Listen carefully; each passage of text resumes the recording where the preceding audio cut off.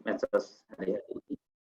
Memang berangkatnya dari seorang perempuan ya, kalau di Indonesia yang tahun kekinian ya, walaupun tadi saudara moderator telah menjelaskan bahwa ternyata ini bukan fenomena yang sangat baru, artinya memang sudah pernah muncul dan kayaknya berkembang kan, dan kita selaku satu ya orang Muslim, apalagi NU sebagai anak bangsa, salah satu ormas terbesar, kalau tidak bersuara khawatirnya nanti dianggap asukut tatu ala na'am lah, ini yang bahaya itu kan. Nah, kalau asukut tatu ala na'am berarti menganggap bahwa child free itu sesuatu yang tidak bermasalah, tidak bermasalah. Nah, berangkat dari situlah memang seharusnya kita selaku umat Islam itu harus ya memberikan pandangannya. Ya, kalau di sini saya tulis child free itu ya, child itu anak, free itu bebas, maksudnya anak yang bebas atau terbebas dari anak kan gitu kan. Nah, tapi kalau merujuk dari banyak hal itu kan prinsipnya bahwa child free itu orang berkeluarga itu kan, tapi tidak ingin memperoleh keturunan lah, kurang lebih seperti itu. Nah, tidak ingin memperoleh keturunan. Akhirnya ada yang perlu kita renungkan bersama-sama. Kalau orang tua kita, kalau tadi kan muncul tahun 1970-an itu ya. Kalau saya kebetulan tahun 81 itu. Nah, tahun 81. Kalau di Indonesia child free itu udah dari 1945, bisa jadi itu kita itu nggak terlahir di dunia ini. Kalau orang tua kita memilih child free sebagai satu pilihan. Nah, artinya karena nggak ada child free itulah kita hidup di dunia ini. Karena ada Tuhan, hakikatnya kan Tuhan. Tapi kalau nggak ada bapak dan ibu, ya kita nggak bisa ada di dunia ini. Sehingga kalau kita sekarang ada orang memilih child free sebagai satu pegangan atau pilihan hidupnya, berarti konsekuensinya adalah dia tidak akan mewariskan keturunan, kan gitu. Jadi kalau kita ada di dunia ini karena orang tua kita sudah memilih child free itu sebagai pilihannya. Kalau kita memilih itu, berarti kita memang tidak menginginkan ada generasi seterusnya, kan gitu.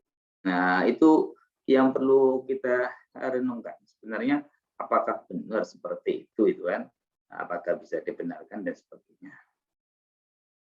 Saya lihat dari beberapa laman, karena tadi saya juga child free itu agak ini makhluk apa ini child free itu. Karena hanya saya kutip beberapa tulisan, ternyata di situ dari sisi kesehatan orang yang tidak berkenan itu ya, tidak berkenan memiliki anak, ini menurut laman cancer itu ya, menurut itu kanker rahim itu dapat menyerang wanita tanpa memandang usia. Tapi lebih sering menyerang mereka yang tidak pernah memiliki anak atau mereka yang telah memiliki anak pertama setelah usia 35 tahun. Ini penelitian. Artinya kalau jadi perawan itu jangan tua-tua amat itu kan. Nah, sudah 35 tahun belum punya anak. Ini menurut penelitian agak riskan kena kanker rahim. Atau penelitian lain mengatakan wanita yang belum memiliki anak atau yang memiliki anak pertama setelah usia 30 tahun itu punya peluang lebih tinggi terkena kanker payudara. Nah, karena apa? Ya organ tubuh baik rahim maupun payudara itu sangat erat hubungannya dengan keberadaan anak. Kalau ada anak, idealnya ada produksinya dan ada pembuangannya. Tapi kalau nggak punya anak, karena nggak ada pembuangannya, bisa jadi kayak orang banyak produksi tapi tidak dikeluarin. Nah, itu mungkin akan jadi problem. Sehingga menurut banyak pendapat penelitian semuanya seperti itu.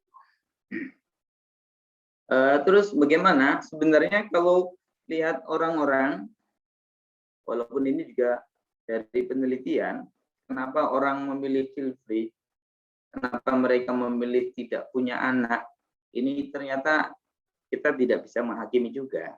Tapi paling tidak kita bisa memotret bahwa kok ada ya orang tidak berkenan mempunyai anak. Tapi kita lihat, di antaranya adalah dipengaruhi oleh pengalaman masa kecil, sikap pribadi, percakapan dengan pasangan, atau mengamati orang yang memiliki anak. Jadi ada orang mungkin melihat temannya, saudaranya punya anak kok nggak kelihatan bahagia. Anaknya penuh masalah dan sebagainya, sehingga dia ambil kesimpulan, wah kayaknya saya nggak bakat itu, atau kayaknya saya nggak siap deh kalau punya anak kok konsekuensinya seperti itu. Nah, dari situlah mungkin orang berani ambil keputusan untuk tidak memiliki anak. Atau begini, yang kedua, tidak suka bagaimana kehidupannya berubah saat memiliki anak. Katakanlah seorang laki, seorang perempuan, sebelum berkeluarga mungkin masih banyak kegiatan bebas di luar dan sebagainya. Nah, begitu menikah, melihat teman-temannya yang menikah, harus ngasuh anak, harus beli pampers, harus beli susu, harus gendong anak, harus ngasuh anak. Akhirnya yang terbayang sama dia, wah kebebasan saya pasti akan direnggut sama anak saya. Wah saya nggak mau deh. Nah itu tidak mau kehidupannya berubah. Artinya dia mungkin sudah merasa enjoy dengan tidak ada beban anak. Nah sama dengan yang ketiga itu, melihat bahwa yang punya anak itu banyak tidak bahagia, stres. Atau ada alasan aneh lagi, alasannya bahwa dia menganggap anak itu akan mengganggu keintiman antara suami dan istri, sehingga menganggap kalau punya anak maka kasih sayang sama pasangan akan terganggu, sehingga menganggap tidak perlu punya anak lah, biar hidup berdua saja. Ada alasan lain yaitu terkait finansial. Karena saya misal ada suami dan istri, hidupnya kebetulan belum sukses itu ya, sehingga menganggap kalau punya anak nanti beban hidup semakin bertambah, biaya hidup semakin bertambah, ini akan semakin merepotkan, sehingga tidak mau punya anak. Itu kalau kita belajar beberapa hasil temuan alasan-alasan orang tidak mau punya anak. Ada cerita sedikit bahwa ada seseorang melihat lagi di taman wisata lah katakan, melihat serombongan keluarga. Ketika dari taman wisata itu meninggalkan banyak katakan kantong plastik itu ya, atau sampah, terus tidak dibersihkan dan sebagainya. Dia sebagai orang pecinta lingkungan akhirnya menganggap, wah kalau saya punya anak, jangan-jangan anak saya itu jadi pencemaran lingkungan juga, ngikutin pola-pola seperti mereka. Wah saya nggak bisa kalau kayak gitu, lebih baik nggak punya anak. Nah ini ada juga alasan-alasan seperti itu. Tapi sebenarnya punya anak atau nggak punya anak itu sebenarnya kebahagiaan hidup itu seperti apa? Orang hidup bahagia, saya kira semua orang pasti ingin hidup bahagia, walaupun bisa jadi nanti banyak sekali perbedaan dalam melihat kebahagiaan.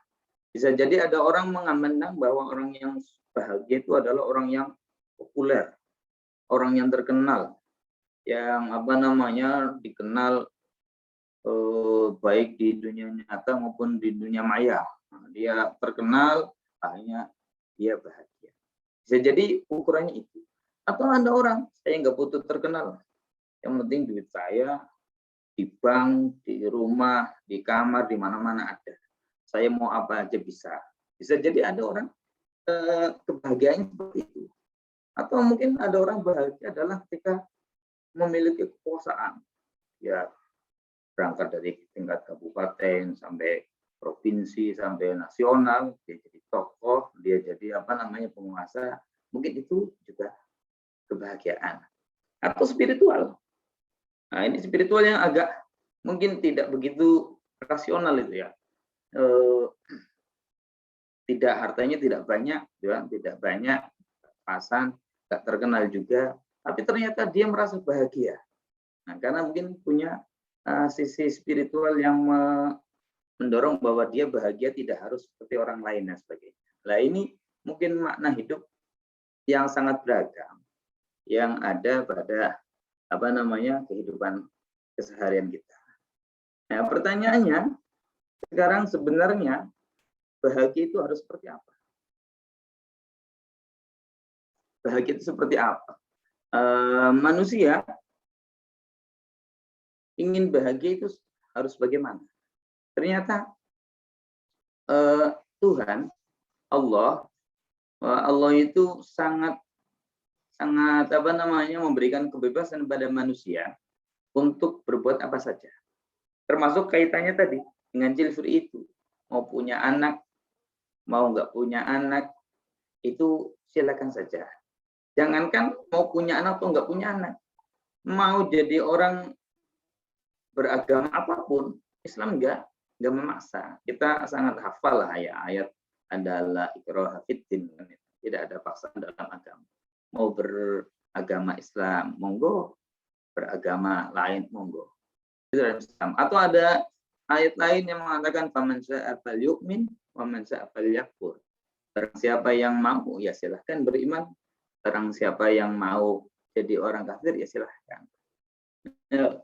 Akhirnya ketika ditarik ke Jilfri juga sebuah pilihan. Mau setuju dengan Jilfri, mau bahkan mau ikut meramaikan atau ikut mempromosikan program Jilfri misal itu ya, itu ya monggo-monggo aja kalau memang dianggap itu satu solusi terbaik. Atau tidak setuju juga monggo. Semuanya bebas memilih. Kita manusia hidup di dunia itu sudah diberi akal, bebas untuk memilih, dan pilihan itu semuanya punya konsekuensi. Hanya saja begini, sebenarnya yang tahu kebahagiaan itu siapa? Kebahagiaannya hakiki. Nah, di sini ada satu ayat surah Al-Baqarah itu ya. Katakanlah, apakah kalian itu lebih tahu atau Allah yang lebih tahu? Potongan ayat ini seperti itu, bahwa ukuran bahagia atau yang menentukan bahagia itu manusia atau pencipta manusia. Nah, disitulah bahwa Allah melalui Al-Quran yang diturunkan lewat Rasulnya, atau Rasulnya juga menerangkan lagi dalam hadis, itu memberikan panduan-panduan agar manusia itu bisa mencapai kebahagiaannya hakiki. Nah, itu disitulah kita selaku umat Islam juga meyakini bahwa Islam itu satu ajaran yang memberikan panduan bahwa bahagia itu ya ada garisnya, ada relnya. Nah, misal Rasulullah, mungkin teman-teman santri udah hafal itu ya, min sa'adatil mar'i itu kan, kata Rasulullah, di antara kebahagiaan manusia itu 4 itu. Punya pasangan yang setia itu kan, bukan setia setiap tikungan ada, bukan ya, itu kan. Setia betul itu kan, soleh atau solehah. Nah, terus rezekinya tidak jauh dari rumahnya atau di negaranya sendiri. Punya teman-teman orang yang baik, dan yang terakhir itu memiliki anak yang berbakti. Nah, ini kata Rasul. Kata Rasul, kebahagiaan orang itu diantaranya adalah memiliki anak yang berbakti. Lah kalau orang Jilfri, memilih Jilfri, berarti hilang sama sekali. Kalau parameternya adalah Rasulullah. Nah, Rasulullah mengatakan ya orang berbakti diantaranya adalah punya anak yang berbakti. Sehingga kalau dari hadis tadi itu sepintas child free itu tidak katakanlah tidak Islami kali ya. Tidak Islami kalau saya katakan tidak Islami. Alasan tidak Islami ini saya kumpulkan diantaranya adalah ada 5 alasan. Satu, memiliki anak adalah fitrah, sebuah fitrah manusia, dan diantara kebahagiaan orang tua adalah memiliki anak. Itu di Al-Quran jelas, surat Ali Imran ayat 14. Bahkan kita juga secara kasat mata bisa mungkin melihat ada orang ingin punya anak sampai dibela-belain harus berobat kemana-mana ketika mungkin ada indikasi mandul dari salah satunya atau dari dua-duanya, mencari obat kemana-mana. Demi apa? Demi punya anak. Karena memang naluri manusia itu ya senang ketika punya anak. Nah, semisal ada orang kok nggak ingin punya anak, ini kan berarti kalau bisa dibilang agak menyimpang itu, agak tidak umumnya. Misal ada orang ini mungkin lebar bahwa laki-laki dan perempuan itu berpasang-pasangan. Itu kan fitrah. Sudah fitrahnya laki-laki senang dengan perempuan senang dengan laki-laki. Kalau ini ada orang laki-laki senang dengan laki-laki, perempuan senang dengan perempuan dan tidak suka dengan lawan jenis, ini kan orang itu yang bermasalah. Sama, umumnya orang senang punya anak, kok dia nggak senang punya anak. Nah, ini berarti tidak sesuai dengan fitrahnya. Itu alasan pertama. Alasan kedua, banyak sekali bahwa hadis itu keterangan-keterangan yang menjelaskan bahwa ketika punya anak dan mendidiknya itu menjadi satu sunnah. Misal kata Rasul, wadudul waludah, nikahilah perempuan yang sangat penyayang. Wadud itu ya, sangat penyayang, dan al-walud yang punya potensi anaknya banyak. Bagaimana nikahin perempuan yang anaknya banyak? Bukan janda, bukan. Anak yang punya potensi keturunan banyak, itu mungkin bisa dilihat dari gennya itu. Oh, dia gennya itu anaknya banyak-banyak. Berarti kemungkinan besar seperti itu. Nah, kenapa kata Rasulullah, saya ingin berbangga dengan kalian di hari kiamat kepada para nabi. Nah, ini berarti jelas sunnah. Karena sunnah kan ada qauliyah, ada fi'liyah. Ketika kita punya anak banyak, berarti dalam rangka menjalankan perintah Rasulullah itu sunnah. Dan yang ketiga, anak itu mendatangkan rezeki dengan izin Allah. Nah, ini banyak anekdotnya lah ya, banyak anekdotnya. Nah, kalau hadis Qurannya kan jelas sekali. Pada taqulu auladakum khasyata imlaq. Jangan kalian bunuh anak kalian karena takut miskin. Justru kami yang akan memberi rezeki mereka dan memberi rezeki kalian. Ini anehnya bahwa Allah mengatakan narzuquhumnya dulu baru wa iyyakum. Bukan narzuqukum wa iyyahum. Artinya rezeki orang tua itu sangat mungkin karena lantaran ada anak. Karena nggak ada anak, ya rezekinya segitu aja. Ternyata ketika punya anak satu, rezekinya Allah tambahin. Anak dua, Allah tambahin lagi. Rezeki anak tiga, Allah tambahin lagi. Artinya semakin banyak anak, banyak rezeki. Walaupun itu konsep ya boleh setuju atau boleh tidak lah. Saya kira itu wajar. Yang keempat, anak adalah harapan orang tua ketika sudah tua. Ketika seseorang menjadi tua, terus nggak ada yang ngurus, maka anak yang jadi harapannya. Ada satu kisah, ada orang, ini kalau orang ini nggak punya anak, padahal ini orang punya anak nih yang saya ceritakan, punya anak dua, dididik dengan sangat hebat, sampai dua anaknya ini pendidikannya sangat tinggi, satu sampai ke luar negeri, dan akhirnya menjadi bisnismen di luar negeri. Hidupnya di luar negeri. Satunya menjadi aparatur negara tapi di luar kota. Akhirnya dua orang tua ini satu sisi adalah sukses sekali. Mengantarkan anak-anaknya bisa mengantarkan keduanya pada posisi ekonomi yang tinggi lah. Tapi ketika pasangan hidupnya meninggal, tinggal seorang diri, seorang ayah yang ditinggal istrinya dan kedua anaknya. Satunya di luar kota, satunya di luar negeri. Akhirnya ketika tua hidup sendirian, betapa nestapanya. Nggak ada teman ngobrol, nggak ada teman untuk curhat dan sebagainya lah. Itu masih punya anak. Nah, kalau child free sama sekali nggak punya anak. Ketika dia tua mau ngadu sama siapa? Kan gitu.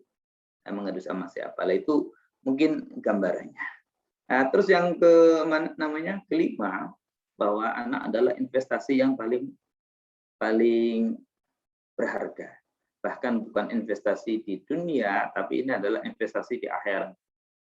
Kayak bahwa Rasulullah bersabda, jelas itu bahwa ada seorang yang diangkat derajatnya oleh Allah di surga, kemudian dia berkata, ya Tuhanku, ini sebab apa? Dijawab bahwa itu adalah sebab istighfarnya anakmu padamu. Artinya anak, kita juga dengar ya hadis yang bagi orang NU sangat masyhur, orang meninggal ada 3 amal yang nggak akan putus, diantaranya adalah doanya anak saleh. Nah kalau kita nggak punya anak, terus siapa yang mau doain dan pahalanya? Berarti kan bisa jadi satu kesempatan itu udah hilang kalau kita nggak punya anak, walaupun ada 2 pintu lainnya. Nah itu saya kira alasan-alasan yang menguatkan bahwa child free itu sangat jauh dari nilai-nilai Islami. Nilai Islami di sini ya berarti tidak atau jauh dari nilai Al-Quran ataupun dari hadis. Itu yang saya tangkap. Terus selanjutnya, karena orang child free tapi dia punya suami dan punya istri, saya kaitkan dengan hukum Islam dalam KB. Dalam di online saya kira udah ada sebenarnya bahwa hukum Islam dalam KB ya. Kalau KB itu kan dalam rangka tanzimun nasl gitu kan, mengatur anak, jumlah anak, jarak anak itu dengan KB ya. Di situ banyak penjelasan ketika dengan pil, suntik, kondom atau dengan azal itu ya, atau implan dan spiral itu dianggap mubah karena belum terjadi pembuahan. Satu, tidak masuk kategori pembunuhan karena belum terjadi pembuahan. Dua, tidak merusak apa yang telah Allah ciptakan. Tapi ketika tubektomi dan vasektomi, ini para ulama menganggap ini adalah keharaman. Nah, kalau kita itu bicara tentang KB. Terus bagaimana seorang pasangan suami dan istri tapi tidak ingin punya anak? Pasti pilihannya kan diantaranya hal ini. Tinggal mana yang mau dipilih. Kalau mana hal-hal yang mubah ya berarti. Kalau biasa nulis sertifikat. Kalau yang dipilih adalah tubektomi, vasektomi, saya kira itu yang bisa saya sampaikan. Mohon maaf atas kekurangannya. Kami kembalikan ke moderator. Oke, terima kasih atas pencerahan yang diberikan oleh pemateri kita pada siang hari ini. Sebenarnya sebelum kita lempar ke hadirin sekalian, ya Pak, boleh nih saya ngajuin beberapa pertanyaan dari apa yang Bapak sampaikan. Sebenarnya kan tadi sudah dijelaskan bahwa orang melakukan child free itu dengan beberapa pertimbangan seperti ekonomi, mental, dan sebagainya. Nah, yang booming lagi nih Pak di media sosial, kemudian menyebar dalam status WA dan sebagainya itu salah satu selebritas Indonesia itu mengatakan bahwa alasan dia untuk child free itu adalah karena populasi manusia di bumi ini sudah banyak sekali, Pak.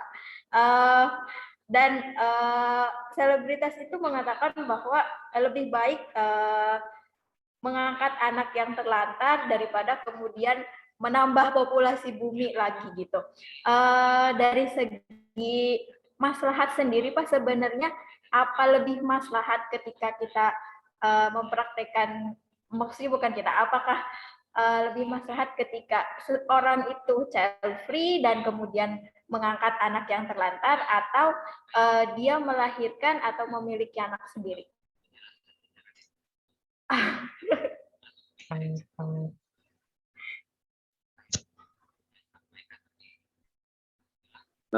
kasih sekali. Ini pertanyaannya pasti orang yang beralasan itu orang yang cerdas itu ya.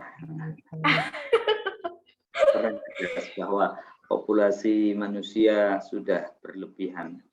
Kayaknya orang itu kalau saya anggap sih pikniknya kurang jauh gitu kan. Karena faktanya di Indonesia itu yang padat itu di mana itu kan? Yang padat itu kan hanya di Pulau Jawa. Hanya di Pulau Jawa. Kalau kita mau jalan ke Papua, jalan ke mana, Kalimantan, ke Sumatera, itu masih banyak sekali bumi-bumi Allah yang kosong kan itu kan. Nah, kalau alasannya populasi dan kepadatan. Kalau alasan kedua bahwa banyak orang terlantar itu ya, lebih baik deh ngurus orang terlantar aja, kita nggak usah punya anak. Saya kira itu memang satu sisi ada nilai baiknya kan itu kan, nilai baiknya dia punya perhatian kepada orang lain, dan mungkin mengangkat harkat martabat manusia, orang-orang yang mungkin terlupakan oleh banyak orang. Nah, tapi yang jadi pertanyaan tadi bahwa misal mengangkat orang, kenapa juga apa iya ketika dia mengangkat orang sekaligus punya anak sendiri itu kan dengan cara tadi ya, bahwa nahnu narzuquhum wa iyyakum kan itu kan, bahwa yang memberi rezeki itu ya Tuhan itu kan. Memberi rezeki itu Allah. Kenapa harus satu mungkin khawatir itu ya, khawatir dengan ekonomi sendiri, lebih baik ngurus orang lain. Saya kira mungkin ada alasan lain gitu kan, ada alasan lain di balik alasan utama itu. Mungkin alasan yang disampaikan bisa jadi lebih baik mengurus orang-orang terlantar. Tapi saya kira ada alasan lain. Mungkin tadi mungkin ada pengalaman pribadi dan sebagainya yang sehingga akhirnya itu kan memutuskan untuk child free. Mungkin itu Mbak Liha. Oke, terima kasih Pak. Untuk hadirin sekalian yang ingin bertanya silahkan untuk menggunakan fitur raise hand atau menggunakan room chat yang nanti kalau melalui room chat akan saya bacakan. Nah, ini sudah ada yang raise hand nih Pak. Muhammad Ahwalus Sasya, salah satu mahasiswa Universitas Nahdlatul Ulama ini juga. Silakan Kak Muhammad untuk menyampaikan pertanyaannya. Baik, terima kasih. Assalamualaikum warahmatullahi wabarakatuh. Waalaikumsalam warahmatullahi wabarakatuh. Maaf Pak, sebelumnya yang mengenai kayak implan, terus KB, suntik, itu diperbolehkan ada landasan secara syariat atau dibolehkan secara medis saja Pak? Ya itu aja mungkin Pak, maaf. Terima kasih. Ini mau langsung dijawab apa kita kumpulkan pertanyaan dari teman-teman dulu Pak? Atau mungkin langsung dijawab aja ya, karena belum ada yang raise hand lagi. Oh, ada yang raise hand lagi dari apa nih, Hot Daddy. Halo? Boleh langsung aja ya Mbak ya? Oke, siap, silakan. Ya Pak, izin bertanya Pak, persoalan child free ini ya. Karena memang ini kan sebenarnya persoalan yang sebenarnya kalau kita bilang penting nggak penting sih. Cuman karena yang ngangkat itu public figure sehingga semua orang ingin menanggapi gitu Pak. Ya kan? Kalau nggak salah tuh yang pertama kali diangkat tuh ya si Cinta Laura ya waktu di podcastnya si Agatha. Itu. Nah, persoalan seperti ini sebenarnya cukup sering terjadi ya. Salah satu mungkin yang ini bahasa yang lebih kerenin aja sih. Ini kayak banyak persoalan yang sering terjadi itu ya kayak orang persoalan free sex yang akhirnya mengakibatkan hamil dan akhirnya dia buang anaknya gitu. Menurut saya ini salah satu kategori yang bisa dikatakan child free juga. Cuman prosesnya saja yang berbeda. Kalau yang diargumentasikan oleh si Cinta Laura kan argumentasi yang dia bangun ketika memang itu belum terjadi. Kalau yang masalah-masalah yang terjadi, mungkin misalnya contoh MBA itu seperti sendiri itu kan sebenarnya persoalan yang hampir ke ranah sana juga, cuman konteks atau jalur yang berbeda. Nah, pertanyaannya seperti ini sih Pak, maksudnya mudah-mudahan saya yang kurang update atau kurang baca ya. Tapi beberapa beberapa tokoh atau beberapa media sepertinya belum mengangkat, sepertinya ya kan terkait persoalan ini, karena ranah yang diangkat itu masih sebatas talk show yang kalau bisa dibilang ya kumaha aing lah gitu, gimana saya aja gitu kan, saya mau berapresiasi atau mau menyampaikan argumentasi seperti apa, menurut saya itu hak saya gitu. Itu. Nah, dan ini mohon maaf juga nih Pak, tanggapan saya dan yang saya dengarkan dari beberapa penyampaian Bapak tadi itu bisa dikategorikan kalau bahasa tongkrongannya Umam sama Putri itu main aman Pak. Main aman yang dalam artian ini masih konteks relatif Pak. Sepertinya mudah-mudahan sekali lagi saya sampaikan ya Pak, mudah-mudahan ini saya kurang update itu sehingga belum ada keputusan yang sah bahwasanya bahwasanya child free itu tidak dibolehkan dengan alasan ABC atau dibolehkan dengan alasan ABC situ. Tapi tolong kategori atau ranahnya jangan di ranah yang normatif ya Pak, yang atau yang umum saja seperti itu Pak. Terima kasih Pak Hayat dan Mbak Moderator. Oke, selanjutnya dari Pak Irwan, silakan untuk menyampaikan pertanyaannya. Baik, Assalamualaikum warahmatullahi wabarakatuh.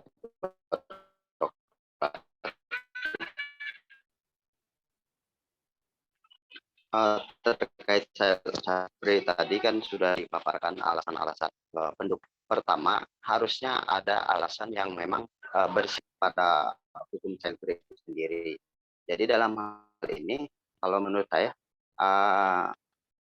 untuk memunculkan suatu hukum menurut syariat itu kan harusnya berdasarkan kesimpulan alasan-alasan tersebut.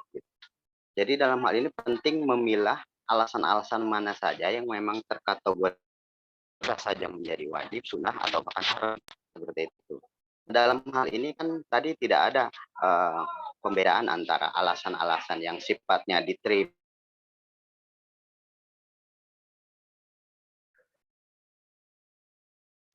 Halo, Pak Irwan? Ya, halo. Oke, silakan.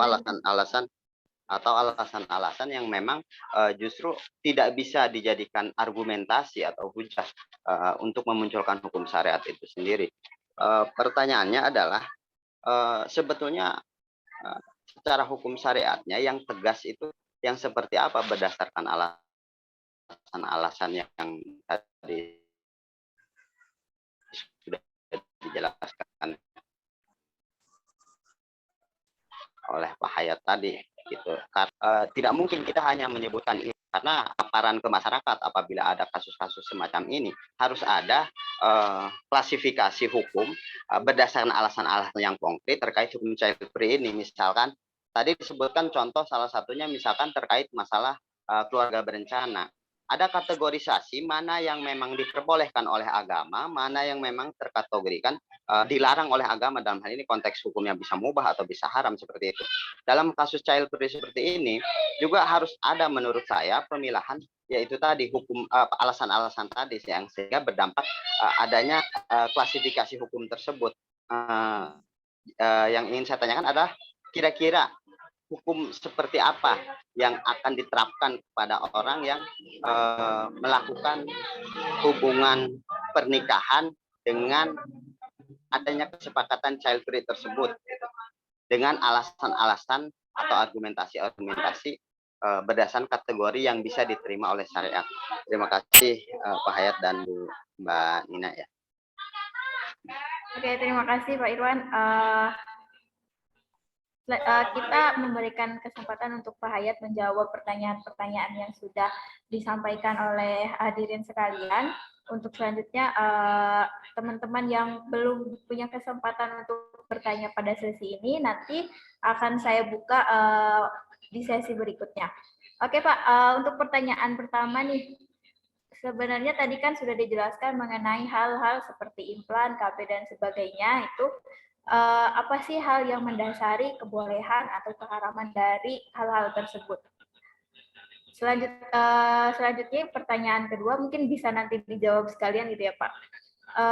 Dalam ranah yang bukan normatif, yang tadi disampaikan itu kan hukum-hukum dalam atau alasan-alasan dalam ranah normatif itu. Dalam ranah yang bukan normatif ini, bagaimana sih sebenarnya yang mendasari child free dan hukumnya itu?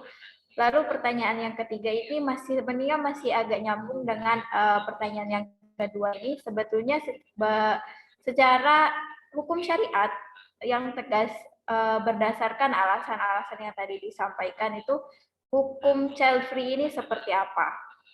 Itu Pak, silakan Pak untuk jawabannya. Terima kasih. Pertanyaan pertama terkait dengan apa namanya alat-alat itu ya, alat-alat kontrasepsi, alat-alat KB. Jadi KB sendiri memang kalau kita lihat dari berbagai literatur itu ya, itu kan memang sangat debatable itu ya, sangat debatable. Ada yang setuju, ada yang tidak setuju. Baik setuju dengan alasan-alasannya maupun yang tidak dengan segala argumentasinya. Misal orang KB itu karena memang sekedar untuk mengatur biar keturunannya tidak terlalu banyak, mungkin antara masalahnya seperti itu kan, tidak terlalu banyak, akhirnya mungkin pendidikan terjamin, anaknya ekonominya juga secara nalar terjamin, pengawasannya terjamin, sehingga mungkin bagi yang mendukung alasannya diantaranya adalah itu, bahwa dengan KB lebih banyak maslahatnya daripada madaratnya. Ini bagi yang sepakat. Bagi yang nggak sepakat biasanya mengatakan bahwa orang ber-KB itu bahwa orang yang tingkat apa namanya tawakalnya mungkin masih minimalis itu ya, takut punya anak banyak, takut nggak bisa memberi makan, takut nggak bisa mendidik dan sebagainya. Nah itu kan sebenarnya agak namanya kurang ini juga ya, kurang bijak juga, karena mungkin ekonomi orang yang tahu kan juga mungkin masing-masing orang itu, masing-masing pribadinya itu yang akhirnya lebih tepat mengukur kemampuan sendiri. Artinya kalau ada orang menghakimi bahwa orang yang berkah itu adalah orang yang kurang berwakal dan sebagainya, saya kira nggak fair juga. Nah, terus itu mungkin yang perdebatan akhirnya melaju pada adanya perbedaan pendapat. Kalau dirunut pada dalil asalnya, itu memang hanya pada sekitar azal itu, sekitar azal. Pada zaman Rasul ada para sahabat yang melakukan azal dan Rasulullah tidak melarangnya, kan itu, tidak melarangnya.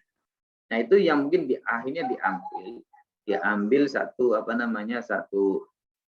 kesimpulan bahwa pembenaran KB itu lewat asal itu.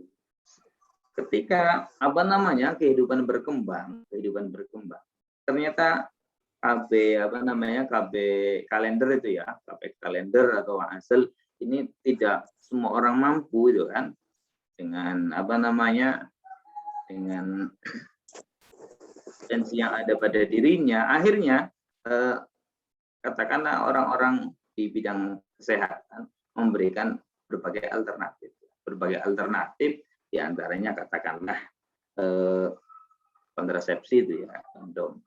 Prinsipnya sama bagaimana biar spermatozoa tidak ketemu dengan sel indung telur kan gitu.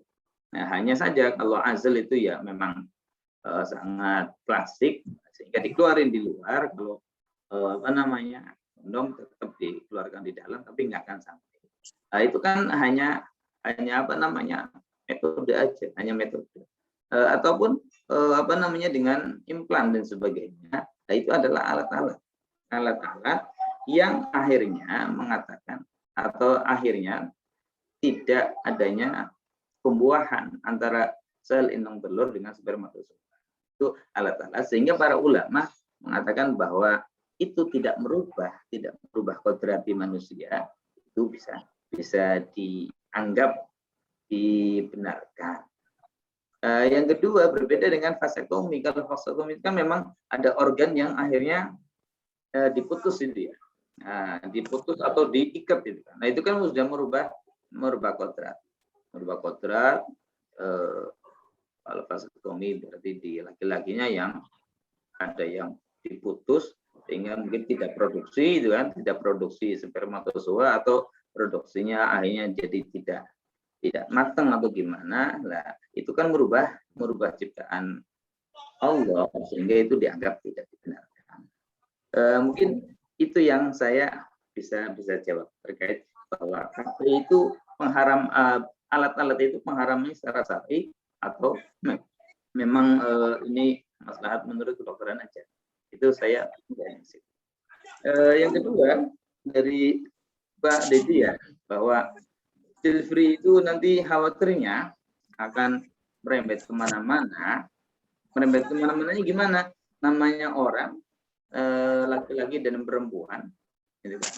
Laki-laki dan perempuan ketika ketemu kan sudah pasti menurut hukum alam itu ya, menurut hukum alam, apalagi tanpa alat-alat tadi ya, alat-alat kontrasepsi, ya pasti akan terjadi pembuahan. Ya kalau terjadi pembuahan karena memang tidak menghendaki pasangannya, tidak menghendaki, akhirnya mungkin ada apa namanya pengguguran gitu kan, ada aborsi dan sebagainya. Nah ini yang mungkin akan merembet kemana-mana, sehingga perlu apa namanya diantisipasi dari awal. Kenapa kita harus sudah kesepakatan seperti itu? Kalau memang nanti merembet ke hal-hal yang tidak dibenarkan, pasti kan kita paham tidak dibenarkan ya. Kalau tidak ada alasan syar'inya. Nah, tapi karena sudah terlanjur jadi, gitu kan, padahal punya kesepakatan sebenarnya. Hingga kesepakatannya modelnya bagaimana? Misalnya suami istri, ya udah sepakat kita nggak punya anak, nggak usah tidur bersama. Yang lakinya di Bandung, satunya di Jakarta. Ya, kalau kayak gitu terus apa iya bisa, elegan? Nah, karena nggak bisa, nggak mungkin. Artinya kalau normatifnya memang hukum bicaranya. Nah, mungkin hitam putih. Kalau tidak normatifnya mungkin bicara sebenarnya maslahatnya itu seperti apa.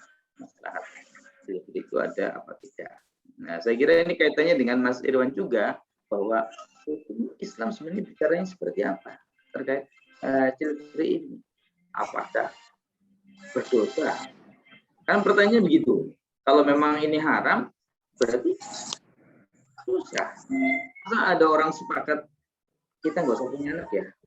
Masa begitu jadi berdosa? Kan dari mananya dosanya? Kan gitu. Kan tidak dilarang tidak punya anak, kan gitu. Tidak dilarang. Yang dilarang itu kan zina, gitu kan? Zina. Yang dilarang itu adalah apa namanya membunuh anak yang sudah jelas ada, itu jelas haramnya. Nah kalau sekedar sepakat kita nggak usah punya anak ya. Nah, misalkan banyak ya. Saya kira banyaklah orang mungkin sudah sepuh gitu ya, laki-lakinya sudah sepuh, punya istri lagi, gitu kan, punya istri lagi, udah kita nggak usah punya anak ya. Nah, kalau sepakat seperti apa ya dosa kan gitu. Nah, walaupun gitu kan, tinggal kalau bicara tadi kalau ditarik ke konsep maslahat sama madorot, mana yang maslahat mana yang tidak. Nah, kalau diglobalkan secara umum bahwa child-free ini jadi pilihan, maka saya kira kemaslahatannya itu enggak ada. Atau paling tidak maslahatnya itu sedikit. Orang tidak punya. Khawatirnya adalah ada desain apa namanya? Ada skenario besar itu kan, ada skenario besar bangsa Indonesia disusupin dengan model-model seperti ini, akhirnya populasi kita nggak banyak, padahal ketika orang banyak, manusia banyak itu kan sebenarnya ya satu kekuatan juga. Manakala orang Indonesia jumlahnya banyak, SDM-nya banyak, maka untuk membangun bangsa ini saya bisa lebih optimis itu. Manakala dibangunnya dengan serius. Ya kalau memang anaknya sedikit, sudah sedikit tak berkualitas lagi gitu kan. Nah, anak bangsa ini kesian juga. Lebih baik punya anak banyak, bangsa ini punya populasi banyak, tapi populasi itu bisa dimaksimalkan sedemikian rupa sehingga menjadi kekuatan membangun bangsa ini. Jadi kalau saya menanggap hukum tegasnya seperti apa? Kan gitu kan? Hukum tegasnya seperti apa? Kita larikan maslahatnya. Ada maslahatnya apa tidak? Ada maslahatnya apa tidak? Nah, kalau kayak tadi pertanyaan yang pertama ya, ada orang lebih mungkin merasa lebih baik ya mengurus orang-orang yang terlantar, ya mengurus orang terlantar itu sangat maslahat kan itu kan, sangat maslahat. Nah, kalau punya anak dan mengurus orang lain yang terlantar lebih maslahat lagi kan gitu kan. Nah, jadi banyak yang diurus dan banyak menimbulkan masalah. Mungkin itu, mohon maaf kalau tidak menjawab pertanyaannya. Oke, terima kasih Pak. Semoga menjawab pertanyaan dari yang hadirin pertanyakan sekalian tadi. Sebenarnya Pak tadi kan yang saya simpulkan dari apa yang kita diskusikan dan dari pemaparan yang Bapak sampaikan itu bahwa child free ini hukumnya itu tafsil lah katakan gitu ya Pak. Kurang lebih seperti itu tafsir. Kita lihat maslahatnya itu lebih besar kemana, ke maslahat apa ke mafsadatnya itu.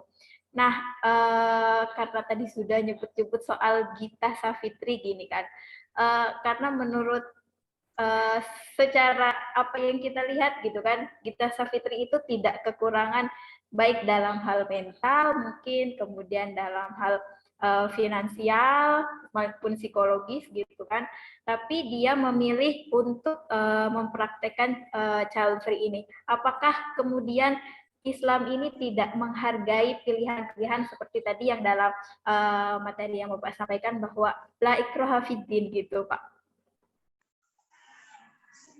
Iya, makanya dari awal itu kan disampaikan bahwa manusia itu diberikan kebebasan untuk menentukan pilihannya selagi itu tidak melanggarkan itu ya.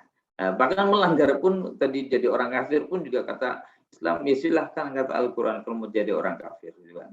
Mau jadi orang Islam silahkan, jadi agama lain juga silahkan, apalagi mau jadi child free atau tidak. Saya kira Islam tidak menjas itu ya, tidak menjas bahwa orang yang memilih child free itu berarti orang-orang itu berdosa. Saya kira tidak sampai ke situ. Hanya caranya adalah maslahatnya bagaimana. Misal tuh pasangan yang potensial itu ya, laki-lakinya cerdas, perempuannya cerdas, ekonominya bagus dan sebagainya. Kenapa tidak? Kan itu kan, kalau dia punya keturunan yang cerdas, yang bagus kan, investasi baik untuk negara atau untuk pribadi, untuk keluarganya kan sangat bisa diharapkan. Tapi kalau nggak punya anak terus berharap sama siapa? Nah, kalau negara ini semuanya child free, terus negara ini mau diteruskan sama siapa pembangunannya dan untuk siapa? Kan gitu. Oke, ada yang mau bertanya nih Pak dari Pak Sunatullah. Silakan Pak. Langsung saja diajukan pertanyaannya. Siap, terima kasih Mbak waktunya. Jadi mohon maaf sebelumnya. Dari awal sebenarnya saya juga sudah sepakat ketika kebebasan rumah tangga itu pakai la ikraha fiddin, itu saya nggak sepakat. Kenapa nggak sepakat? Karena la ikraha fiddin itu hitopnya atau tuntutannya bukan terhadap pernikahan, bukan terhadap memiliki anak atau tidak. La ikraha fiddin itu turun ayatnya itu untuk umat Islam, jangan sampai memaksa orang kafir atau non-muslim untuk masuk Islam. Itu ayat yang sebenarnya yang dijelaskan oleh ulama ahli tafsir demikian. Kemudian tadi, tapi saya nggak mau membahas tentang ini ya. Saya mau bertanya tentang, tadi itu kan kata Bapak pemateri, tidak ada hukum pasti tentang child free kan begitu. Jadi memang sebenarnya secara hukum memang tidak ada kepastian hukum ketika membahas tentang hukum mempunyai anak atau tidak. Karena memang Al-Quran nggak tegas, hadis nggak tegas tentang mewajibkan punya anak atau tidak. Mentoknya ulama itu paling akhir hanya membahas tentang salah satu hadis, tanakahu tanasalu fa ini mubahin bikumul umam. Hanya itu. Sehingga dari hadis ini ulama menganjurkan, lebih baik itu memiliki anak daripada tidak punya anak. Kenapa kok lebih baik memiliki anak? Karena Rasulullah itu nanti di surga itu akan lebih senang, lebih bahagia ketika melihat umatnya banyak. Cuman tadi kan kata Bapak, jika misalnya self free itu kita lakukan, itu kan terkesan tidak Islami. Terkesan gimana itu? Cuman begini, dalam Al-Qur'an itu kan Allah menegaskan, "Lamu annama amwalakum wa auladakum fitnah." Jadi Al-Qur'an itu tegas mengatakan bahwa anak dan harta itu merupakan fitnah. Sehingga ketika nanti kita memilih untuk tidak punya anak dengan alasan menghindari fitnah, fitnah di sini tentunya tentang materi kan begitu. Sehingga ketika hal ini dihindari dalam rangka sebagaimana yang dijelaskan dalam Al-Qur'an, tentu ini tidak masalah. Sehingga untuk kita hukum ini tidak boleh, ya maka juga terlalu kebablasan kan begitu. Artinya Al-Qur'an sebenarnya juga menjelaskan bahwa self free itu sebenarnya memang berlandasan ketika memang motif dan alasan-alasan tersebut bisa dibenarkan. Yang tidak dibenarkan itu ketika misalnya satu punya anak itu takut finansialnya itu tidak ada, maka dia tidak dibenarkan. Kenapa tidak dibenarkan? Ya karena juga ayat di Al-Qur'an Allah menjamin semua makhluk yang ada di dunia perihal makanan dan rezekinya. Jadi seperti itu. Lah pertanyaannya begini. Pertanyaannya apa sebenarnya kesan yang tidak Islami atas nama tidak memiliki keturunan? Apa? Jadi begini ya Bapak. Jadi pertanyaannya, apa sebenarnya alasan Bapak yang mengatakan bahwa misalnya self free ini dikatakan terkesan tidak Islami? Padahal sebenarnya ulama yang tidak membolehkan itu ketika tujuannya itu memang nggak benar. Lah ketika tujuannya nggak benar baru ini tidak diperbolehkan. Tapi ketika tujuannya benar, ya ini boleh-boleh saja. Kan begitu. Maka pertanyaannya sederhana sebagaimana yang tadi saya sampaikan. Alasan apa yang paling mendasar dari Bapak yang mengatakan bahwa self free itu tidak Islami? Jadi seperti itu. Terima kasih Mbak moderator. Terima kasih Pak Sunatullah yang sudah menyampaikan pertanyaannya. Gimana Pak? Jadi pertanyaannya sederhana katanya. Alasan apa yang mendasari Bapak mengatakan bahwa self free ini adalah sebuah praktek yang tidak Islami? Oke. Terima kasih. Jadi begini, yang saya sampaikan makanya tadi bahwa paparan saya didahului oleh beberapa penelitian orang melakukan child free itu karena apa kan gitu.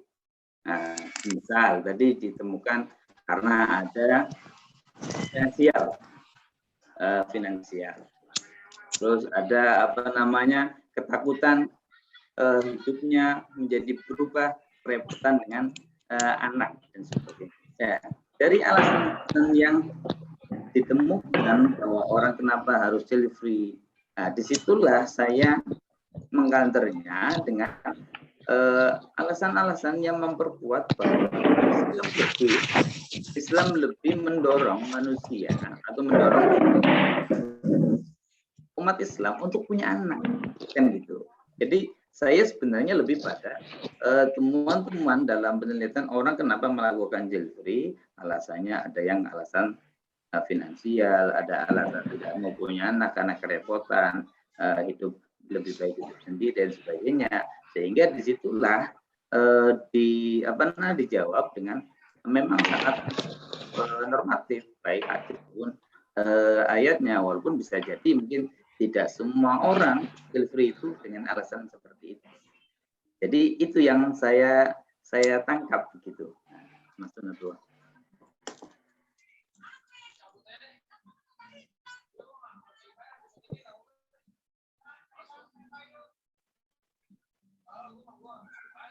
Sebenarnya gini Pak, masih belum paham ini maksud tidak Islami. Kalau misalnya kita bahas tentang child free ini tidak Islami karena menolak memiliki anak, sedangkan hadis dan ayatnya juga mengatakan demikian.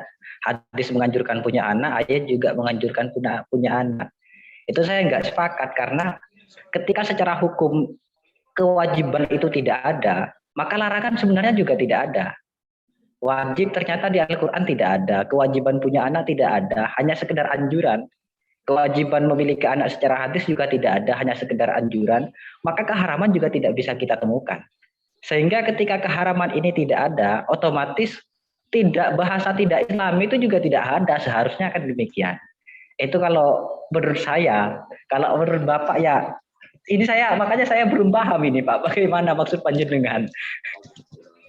Ya, jadi saya lebih pada itu. Apa namanya? Manakala orang tidak banyak dia atau kurang mengekspresikan atau menjalankan apa yang dianjurkannya. Saya mengatakan dianjurkannya, kan berarti lah dianjurkan. Memilih tidak, misalnya itu kan, memilih tidak. Untuk punya anak pada Rasulullah lebih bangga, kan lebih bangga. Kenapa menjadi orang yang tidak membanggakan Rasulullah itu? Nah, akhirnya saya menganggap itulah Islam itu, saya tidak mengatakan dia tidak Islam, hanya dia kurang Islam ya, atau tidak Islam itu bukan berarti tidak Islam, hanya kok kenapa juga tidak seperti yang banyak dianjurkan, baik di Al-Quran ataupun hadis yang saya tangkap seperti itu. Tapi kalau orang tidak mau punya anak karena misalkan apa rezeki tadi ya, karena rezeki, alasan, saya nggak mau punya anak lah, kan? Nah itu kan berarti menurut tanggapan saya itu kan, kenapa harus takut juga, bukannya menjamin semua itu, begitu. Ya gimana Pak Sunatullah, sudah bisa diterima jawabannya? Atau mungkin ya, ada tanggapan lagi? Bisa diterima Mbak. Jadi kalau saya menyimpulkan berarti dari Bapak pemateri itu kesimpulannya tetap menganjurkan, bukan atas nama jika misalnya kita mengikuti tren free itu tidak Islami, bukan demikian ya.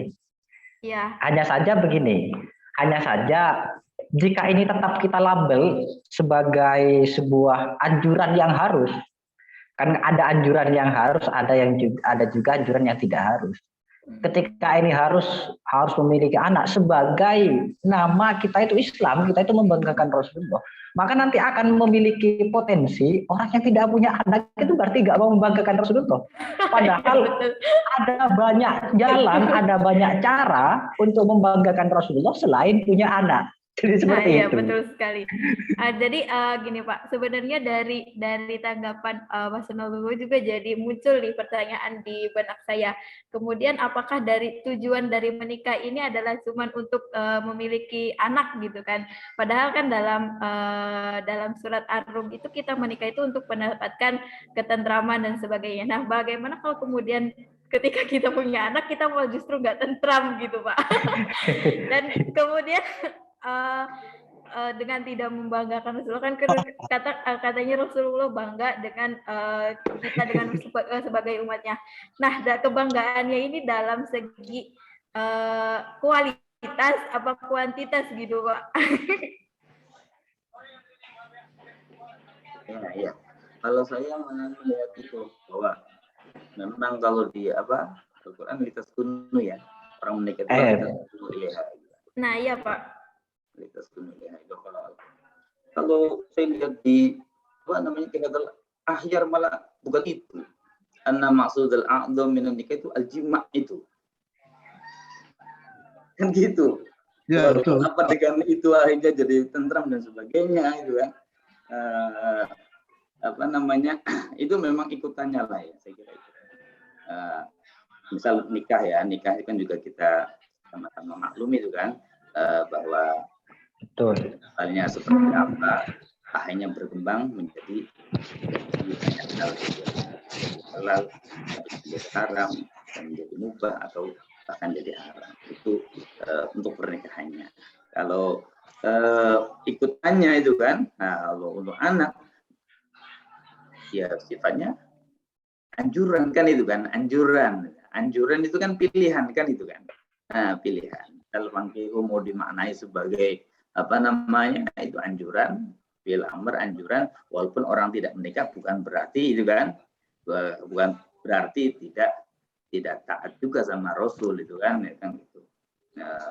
Karena memang ada orang mungkin memilih tajrid itu ya, memilih kosong dari istri untuk cintanya hanya murni untuk Tuhan itu kan, hanya untuk Allah, tidak ingin berbagi dengan makhluk. Misal begitu. Nah, anjuran punya anak pun saya tangkapnya seperti itu, bahwa itu anjuran. Anjuran memang tidak menjadi satu kewajiban ya, mewajibkan. Siapa yang mewajibkan punya anak? Kalau wajib nggak punya anak berdosa kan gitu kan? Nah, kan memang gak ada yang mewajibkan. Nah, hanya saja kalau punya potensi punya anak, gitu kan, punya potensi punya anak, tidak ingin punya anak, ya berarti memang tidak ingin aja, tidak ingin mengikuti anjuran itu. Itu makna sunnatullah yang sahih. Siap. Terima kasih jawabannya Pak. Mungkin dari teman-teman atau hadirin sekalian yang ingin menanyakan kepada Pak Hayat nih lebih jauh mengenai child free ini. Silahkan Pak Dedi. Silahkan diajukan pertanyaannya Pak. Mbak moderator dan Pak Hayat, sebenarnya ini bukan pertanyaan sih, tapi lebih kepada statement ya. Ya, silakan. Kalau menurut saya sih seperti ini, terkadang kita nih makhluk di Indonesia khususnya ya, terlalu kepo, terlalu ribet, terlalu apa ya, maksudnya terlalu banyak lah. Terlalu banyak hal yang mereka tidak sadari sebenarnya itu tuh kasarnya gini Pak, itu tuh bukan ranah lu gitu. Ngapain sih lu harus repot-repot ngurusin orang gitu? Itu yang pertama Pak. Kenapa saya bisa bilang demikian? Karena ini ya, kita bilang mereka siapa sih, Cinta Laura sama Gita Savitri itu? Kontribusi dia apa di dalam Indonesia ini gitu? Sehingga kayaknya kita kok repot banget ngurusin sampai ikut apa campur dengan urusan mereka gitu. Kecuali ini mohon maaf nih Pak ya. Kecuali yang ngomong Buya Said atau misalnya Mbah Ma'ruf gitu, atau siapa lagi lah tokoh-tokoh ulama kita gitu. Mungkin itu boleh saja kita untuk angkat jadi suatu bidang yang ini perlu kita bicarakan gitu. Karena sebenarnya gini, tidak semua statement yang muncul dari mulut seseorang yang mana kita tahu semua orang itu punya hak prerogatif yang tidak bisa dilarang oleh siapapun. Itu hak demokrasi kita Indonesia. Gitu. Dan ternyata kita tuh masih kadang gampang gampang kepancing gitu. Orang bikin statement kita hebohkan, gitu. Artinya gini, maksudnya yang lebih ininya lagi kan, ya maksud saya kayak masih banyak gitu loh Pak, hal yang perlu kita bicarakan ketimbang dengan pendapat 1-2 orang gitu. Yang mana dan menurut saya sih ini bukan jatuhnya mungkin kayak, kalau menurut saya sih kayak lebih sedikit ke ranah kritik buat masyarakat atau good people Indonesia yang kadang-kadang kayak harus banget kita mengangkat satu isu yang ini bagus nih kita berbicarakan gitu. Padahal kayak ya kembali lagi konteks awalnya, ini hak demokrasi semua orang gitu. Buat saya kenapa harus dipermasalahkan kalau dia punya itu gitu. Kenapa saya bilang ada kata permasalahan? Karena secara tidak langsung ini kan menjadi keresahan buat kita ya. Kita yang ada di ranah Zoom ini, saya yakin kita merasakan mungkin keresahan atau kepo atau hal apa sehingga kayaknya harus kita angkat nih gitu. Tapi kembali pada titik intinya adalah biar ya kalau daripada kayak tadi Mas Sunatullah dan Pak Hayat sampai harus ada perdebatan persoalan ini Islam atau enggak Islami gitu kan. Artinya saya kemarin sempat ngobrol dengan beberapa teman juga Pak sebelum kita diskusi tentang child free. Dan kita nongkrongnya hati aja sih. Saya bilang buat saya kalau itu saya bilang saya sangat yakin ya persoalan hal lain itu semua orang berhak pendapat. Artinya gini, meskipun satu hal itu sudah diatur, tapi saya sangat yakin dengan kecerdasan setiap makhluk yang ada di buminya, akan ada satu hal saja yang mungkin pasti akan ada satu hal yang menuntut mereka untuk out of the box dari yang sudah ada aturannya itu.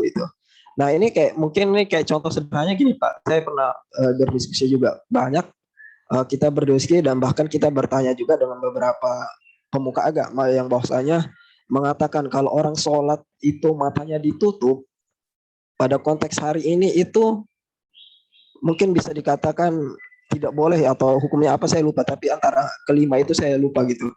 Tapi kalau kita ngelihat ke belakangnya kan artinya memang itu dianjurkan untuk tidak boleh ditutup.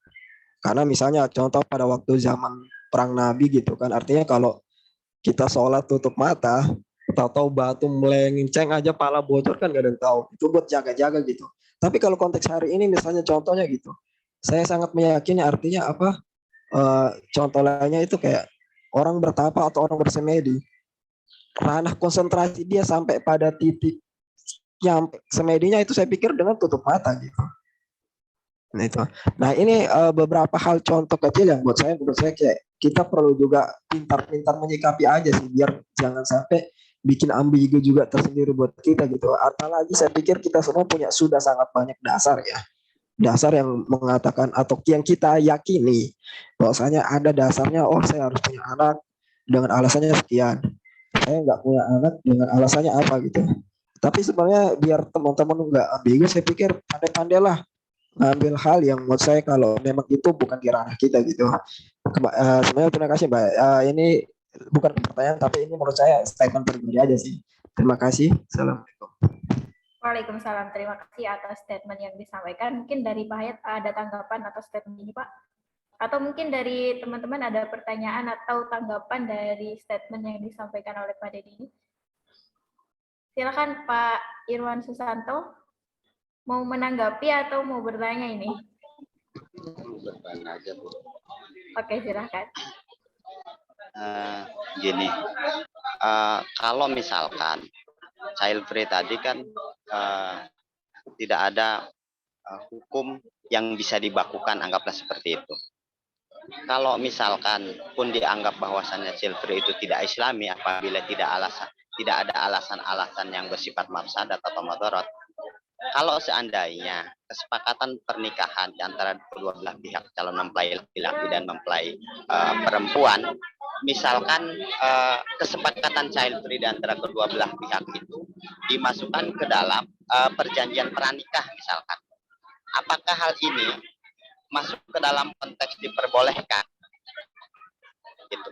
Dalam artian kalau misalkan perjanjian pranikah antara kedua belah pasangan itu memasukkan klausul terkait masalah child free dari kedua belah pihak, apakah ini bisa dibenarkan secara hukum syariat? Terima kasih, Mbak. Oke, terima kasih. Pertanyaannya, apakah ketika dalam perjanjian perkawinan ada kesepakatan mengenai child free ini? Perjanjian pranikah, Mbak. Iya, perjanjian pranikah, maaf.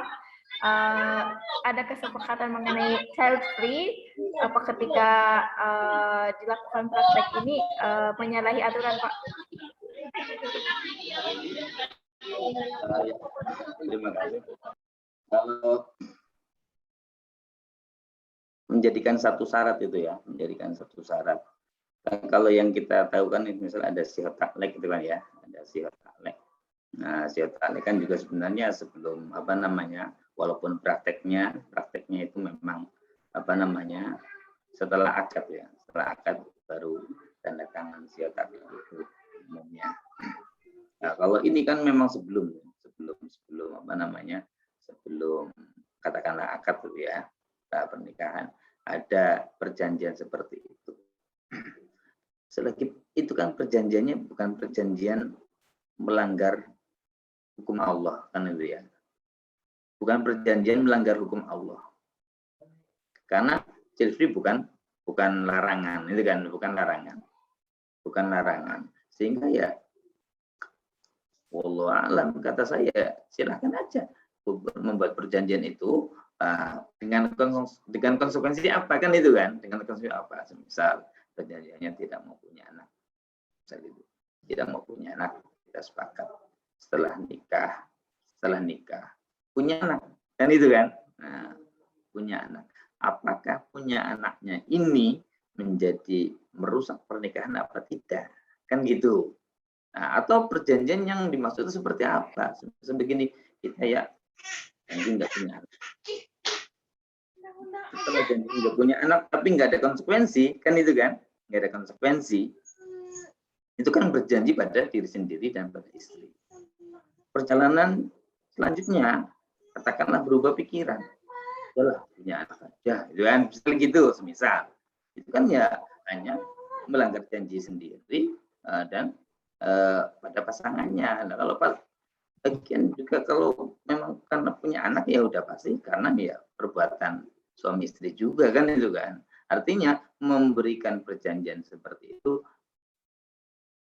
wallah alam, kalau kata saya ya silakan aja membuat perjanjian seperti itu. Karena itu perjanjian bukan perjanjian dalam melanggar syariat.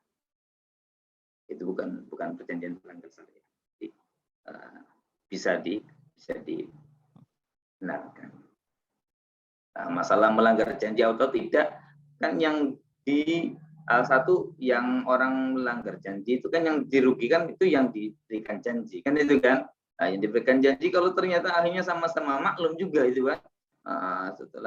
Setelah perjalanan 3 tahun kok iya ya kok kita sepi sekali rumah. Nah setelah itu kan ya mungkin sama-sama mencabut janjinya kan itu kan. Itu yang saya tangkap seperti itu Mas Irwan.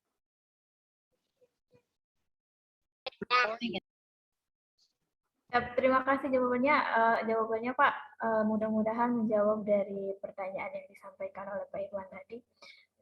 Mungkin dari hadirin sekalian masih ada yang ingin disampaikan atau ditanyakan kepada forum, kepada kami semua atau kepada Pak Hayat untuk terkait pertanyaan atau unek-unek yang masih ada di otak maupun di hati mengenai child free ini. Silakan. Atau sebelum ada teman-teman yang bertanya nih Pak, tadi kan bahwa salah satu alasan untuk orang melakukan praktik child free ini adalah takut kekurangan secara finansial lah gitu. Artinya kan orang itu mungkin secara kalau kita bawa ke ranah akidah gitu ya, seperti tidak percaya Tuhan gitu kan Pak. Tapi kan dalam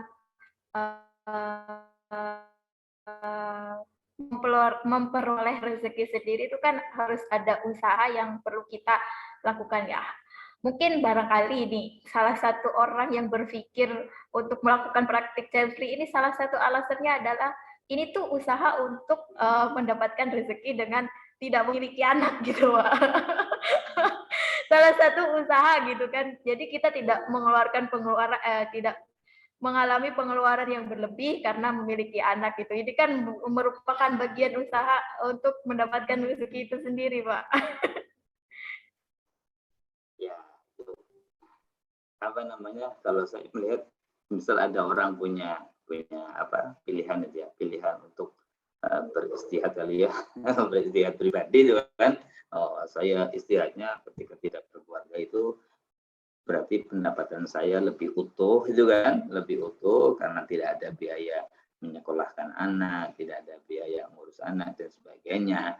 Itu ya mungkin tidak bisa dikomentarin dalam pengertian itu pilihan orang masing-masing karena memang keyakinan atau mungkin prinsipnya sangat seperti itu bahwa jika banyak orang berarti banyak pengeluaran, banyak yang harus dipikirkan, banyak yang harus dihitung, sehingga lebih baik sedikit aja yang dihitung dengan pemasukan banyak, pengeluaran sedikit gitu kan. Nah itu mungkin alurnya dia nalar sangat rasional seperti itu. Walaupun saya tidak mengatakan yang udah nekat aja punya anak banyak itu. Saya tidak mengatakan dia juga orang-orang yang tidak rasional itu ya, monggo-monggo aja.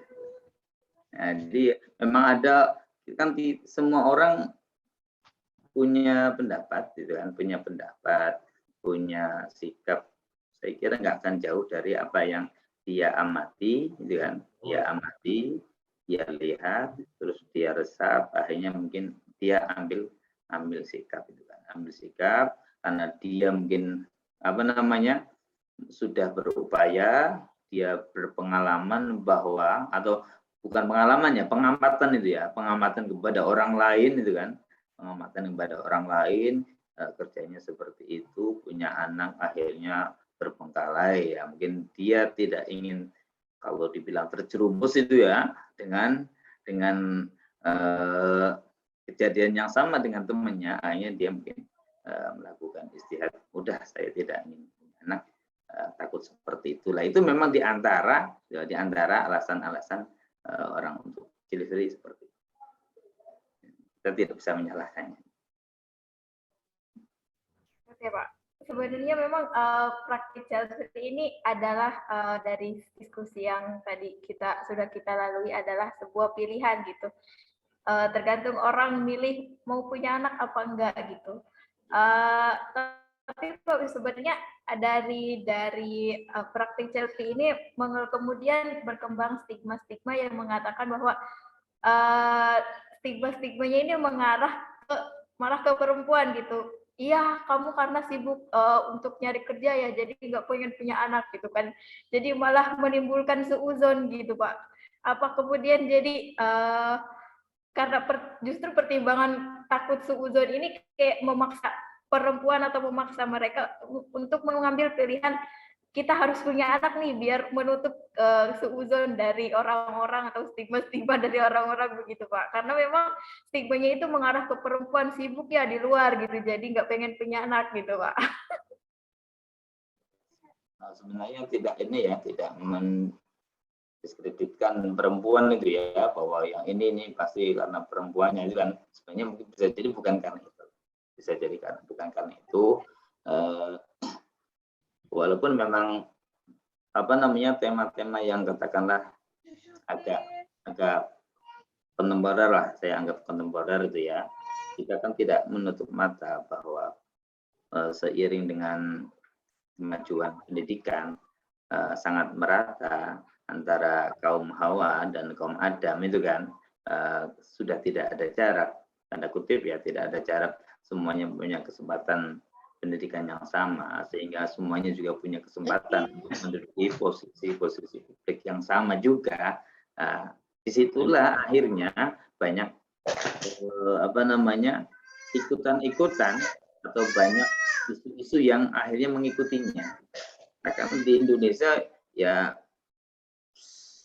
setelah katakan Raden Ajeng itu ya, Raden Ajeng Kartini membuka pintu pendidikan bagi perempuan, akhirnya perempuan banyak yang berpendidikan, banyak juga yang lebih pintar ternyata dari laki-laki, akhirnya kesempatan di publik banyak juga diisi oleh perempuan, padahal posisi perempuan yang tidak pernah bisa digantikan adalah kayak tadi posisi melahirkan, posisi mengandung, ini kan memang tidak bisa digantikan, sehingga punya konsekuensi bahwa manakala perempuan benar-benar seperti laki-laki, kesibukannya dan sebagainya, pasti ada yang terkorbankan ya, katakanlah mungkin mengasuh anaknya atau mengandungnya, jadi mungkin agak terbatasi. Nah, itu kan bagian dari bagian dari perkembangan kehidupan sekarang, bahwa perempuan memang akhirnya semakin banyak ruang gerak kehidupannya, bukan hanya di D3 itu ya, dapur, apalagi itu, itu kan hanya di itu. Oke, terima kasih Pak. Hadirin sekalian, masih ada waktu untuk mengajukan pertanyaan. Silahkan, mungkin kalau masih ada pertanyaan yang bisa diajukan. Halo? Mungkin kalau sudah tidak ada yang bertanya lagi, saya persilakan Pak Hayat untuk memberikan closing statement atas diskusi pada siang hari ini, Pak. Terima kasih para audien yang telah ikut bersama, ikut memberikan masukan dan sebagainya. Kita memang sharing. Saya kira sangat manusiawi.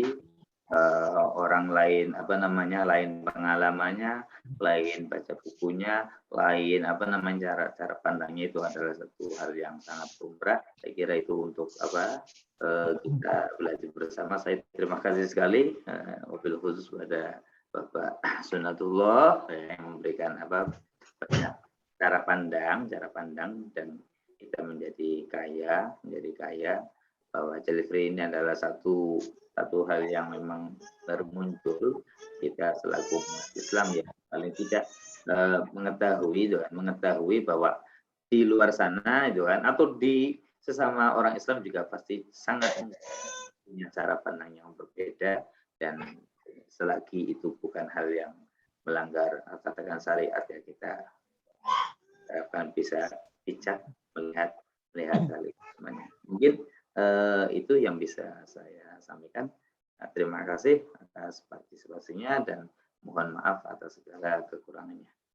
Assalamualaikum warahmatullahi wabarakatuh.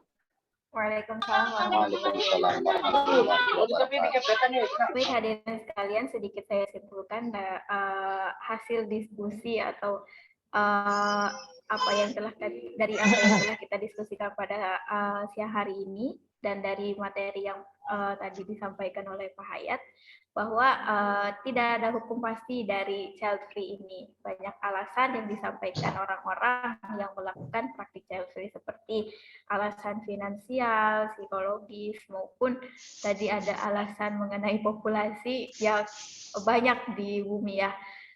Jadi hukum pasti dari child free ini digantungkan pada maslahat apa tidaknya praktik tersebut. Saya Liha Mufliha sebagai moderator pada siang hari ini mengucapkan banyak sekali terima kasih atas kehadiran dan partisipasi hadirin sekalian pada diskusi dan workshop yang diselenggarakan oleh Universitas Nahdlatul Ulama dan juga NU Online dalam tema child free dalam hukum Islam. Sebelum kita tutup diskusi atau workshop kita pada siang hari ini, mari sama-sama kita open kamera untuk kita bersuah foto bersama.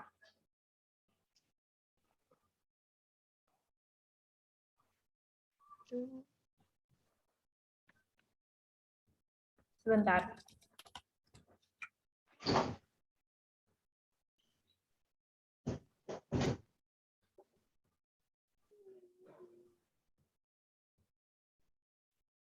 Masih banyak yang belum on cam. 1, 2, oh belum. Silakan.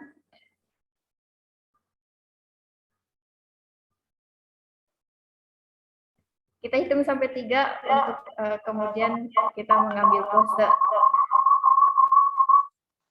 Oke. 1, 2, 3. Oke.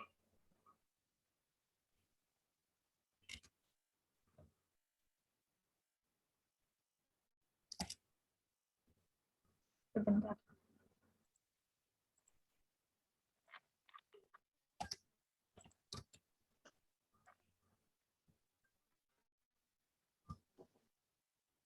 Sekali lagi.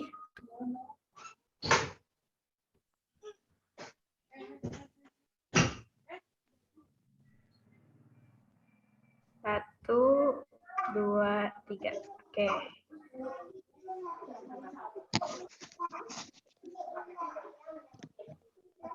Saya Liha Mufliha sebagai moderator mengucapkan mohon maaf apabila ada kekurangan dan kesalahan dari workshop kita pada siang hari ini.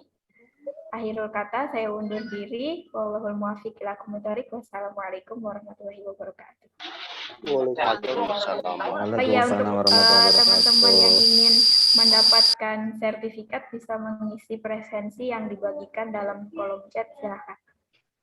Nanti panitia akan mengirimkan sertifikat dari form yang di sini. Terima kasih Pak Kendi, saya pamitan. Mohon maaf. Terima kasih Pak Hayat. Terima kasih semuanya. Hari ini sangat seru. Terima kasih Pak. Saya juga izin pamit acara semuanya. workshop ini juga ada iya, di tiap pekan, Mbak ya. Oh iya. Jadi masih berkelanjutan tapi dengan prodi-prodi yang lain. Nah, mungkin untuk prodi Ahwalus Asiyah juga kira-kira 2 bulan lagi karena ada 10 prodi kan gitu. Minggu depan berarti ada. Ini giliran, Pak. Ya, giliran. Iya betul. Tiap minggu ada. Giliran per prodi ya. Iya betul. Tiap minggu gitu.